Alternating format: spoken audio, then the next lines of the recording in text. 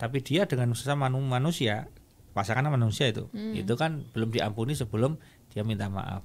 Nah, momen meminta maaf istri itu kan momen terbaik di dunia menurut saya kepada suaminya, yang harus taat pada suami, yang nggak boleh kemudian melebihi suami, dia tuh pemimpinku, imamku. Kemudian dia cium tangan sambil menangis gitu kan.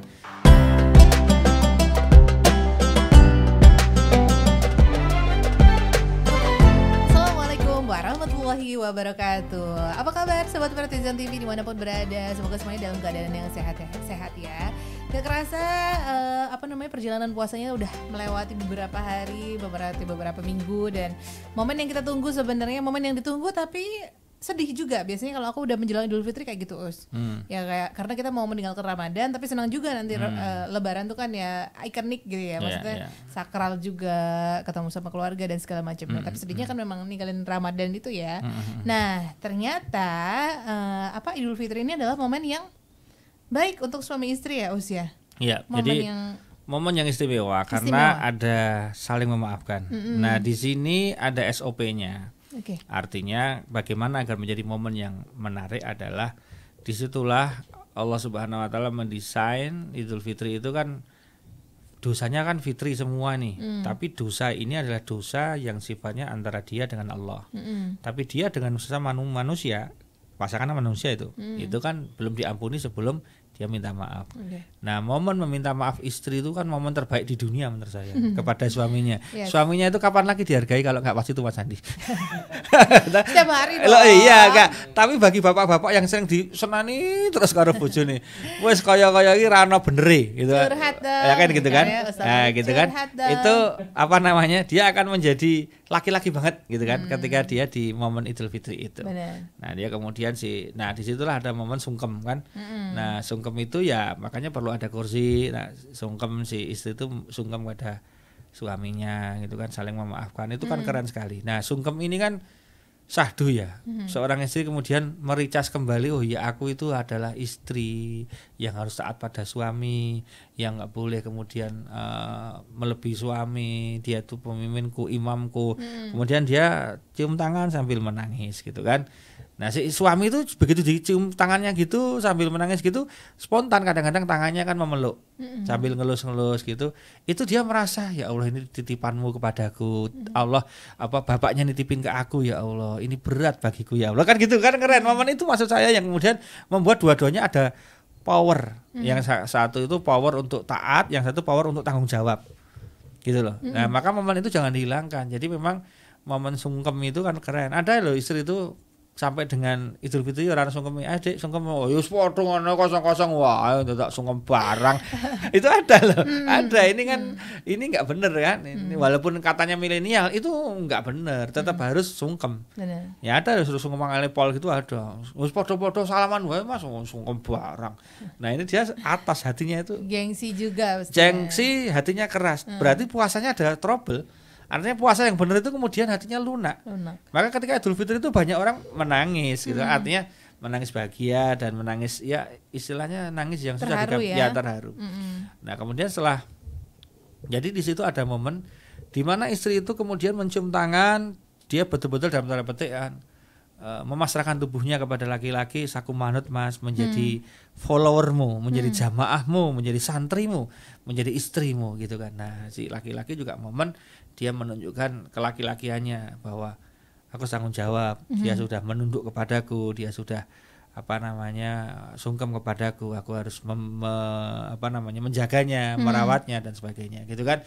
Terbayang kan? Nah, disitulah momen laki-laki merasa dirinya laki-laki banget. Dan perempuan kembali kepada keperempuannya yang tadinya kemudian galak misalnya, yang tadinya kemudian sangat logis karena mungkin dia adalah CEO di perusahaan atau apapun namanya, mungkin pimpinan mana yang selama itu dia merasa tersungkur gitu kan, terus aku ki bojo. Ya, sparring balancing dilakukan di situ. Gitu lah, di saat sungkeman itu. Nah, terus yang selanjutnya adalah selain sungkeman itu kan ada kemudian pasangannya kemudian akan seperti layaknya mantan anyar. Ada loh kalau pasangan-pasangan tertentu itu serius melewati malam-malam 10 hari terakhir. Ngikuti Rasulullah betul sampai dia itu mohon maaf Mbak, nggak melakukan hubungan suami istri. Karena Rasulullah itu menurut hadis ketika malam-malam terakhir Rasulullah itu meninggalkan tempat tidurnya, tidak berjima dengan istrinya, lebih banyak di masjid, istilahnya mengencangkan ikat pinggang, cancut tali wondo, istilah orang Jawanya kan begitu. Nah itu artinya kan ada momen dia berpuasa betul lah, tidak melakukan kanan malam, dia harus lebih banyak tafakur kepada Allah. Nah ketika dia Idul Fitri itu kan kayak bukaan, kayak apa namanya, wah kayak mantan anyar kembali gitu kan. Nah ini yang saya maksud kemudian membuat momen penting bagi suami istri, seakan-akan dia terlahir kembali, mantan anyar kembali. Jadi mantan anyar itu adalah mantan lawas, itu bisa dianyarkan. Mantan yang sudah lapak mantan lampau bisa di mantan lapuk begitu, ya dia Allah, bisa bisa dikinclongan kembali. Sebagaimana kalau felitur ya, di pelitur gitu ya, di furnis lagi. Bener. Bisa. Nah Idul Fitri ini harapannya adalah menjadi momen yang kemudian mengingatkan kembali dulu pernah bersama, dulu pernah mengharap momen-momen indah, malam pertama, kedua, ketiga, empat, atau mungkin mantan anyar di masa-masa awal, siapa tahu bisa dihadirkan di momen itu. Sehingga kecenderungannya suami istri itu ketika dia di Idul Fitri itu landai, ngomongnya itu landai semua. Jadi ada yang ngegas ya. Iya. Ayo. Kan, enak banget. Enggak ada gas-gasan gitu. Nah, syukur enggak ada gasnya itu bertahan lama gitu kan. Nah, misalnya harus ngegas pun kecil-kecil gasnya, tipis. Gasnya tipis-tipis gitu kan. Seperti itu. Nah, kemudian momen ketemu sama siapa. Nah, itulah yang saya maksud, ini dipertahankan momen ini. Momen Idul Fitri dipertahankan, hadir terus Idul Fitri di setiap kehidupan. Itu keren kan. Jadi Ramadan hadir setiap kehidupan, Idul Fitri juga hadir setiap kehidupan. Idul Fitri ada kebahagiaan. Kalau puasa itu adalah keharmonisan. Jadi harmonis dan bahagia dihadirkan rutin, itu kata kuncinya di sana. Nah, jadi terus ada ya intinya Idul Fitri kan ada makan enak kan. Nah, ternyata ya memang mau. Nah, ini juga sekaligus masukan bagi para istri. Sekali-kali bukan sekali-kali ya, berkali-kali harusnya itu ketika mau Idul Fitri tanyanya ke user, jangan sesuai keinginan kamu. Karena kamu bisanya masak opor terus ya, jangan. Tanya ke usernya. Untuk Idul Fitri besok pengen dimasakin apa? Masih sama atau pengen ada kreasi baru? Nah, usernya kan suami sama anak-anak. Mungkin ada yang kemudian sudah bosan sama opor. Bukan berarti Idul Fitri itu ya opor anunya, brandednya. Ya nggak harus ya, hadisnya nggak ada opor gitu, nggak ada. Ganti bakso ya boleh, ganti tongseng ya nggak masalah. Ganti kebiasaan aja, masalah kebiasaan ya. Jadi momen masakan terenak itu adalah Idul Fitri, dan tolong masaknya jangan banyak-banyak karena mesti nggak habis. Dan habis itu keluar kemana-mana akhirnya malah mubazir kan. Nah jadi nget-ngetan ya, sekedarnya ya kan? Itu lebih masuk ya, menurut saya itu lebih masuk. Jadi momen itu kita hadirkan. Kemudian momen anak-anak ya, anak-anak diajari sungkem sama keluarga sehingga terbentuklah sakinah mawaddah warahmah gitu kan, ada anak-anaknya. Terus nanti momen yang terindah itu rangkulan bareng. Rangkulan bareng suami istri sama anak-anak, kerungkel gitu kan. Kayak tim sepak bola itu loh. Kalau udah gini yes gitu. Lah itu kan kalau Idul Fitri kan kayak gitu tuh, senang foto bersama gitu kan. Nah itu kan indah ya.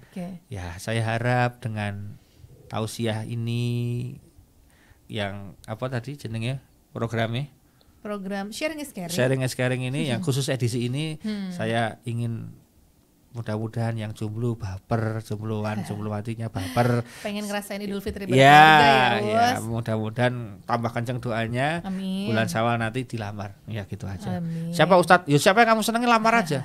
Nanti dia walaupun nggak seneng nanti seneng kok pas dilamar. Amin. Karena biasanya orang itu yang dipilih yang melamar duluan gitu. Jadi kamu lamar aja lah, masalah mau nolak mungkin dia nggak enak juga. Nah, akhirnya ya banyak diterimanya. Banyak saya teman-teman saya itu berhasil dapat cantik-cantik karena melamar dulu kok. Oke, gitu. Gitu ya.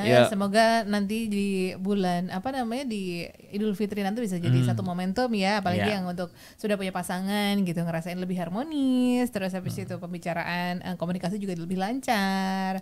Sama keluarga besar juga lebih raket ya usia biasanya ya, karena banyak kegiatan yang akan dilalui bersama gitu. Masaknya jangan banyak-banyak kata Ustadz. Enggak mubadir. Lebih baik ya seperlunya. Banyak yang jajan juga biasanya. Benar, biasanya habis sholat Idul Fitri itu berbondong-bondong ke warung bakso tuh ya, malah buka biasanya kalau sama di Idul Fitri.